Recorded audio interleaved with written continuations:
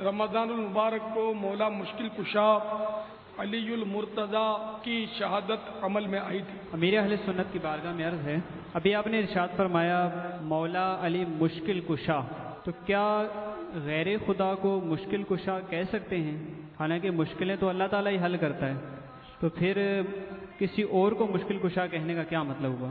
مشکل کشا کے معنی ہے مشکل حل کرنے والا، مشکل دور کرنے والا۔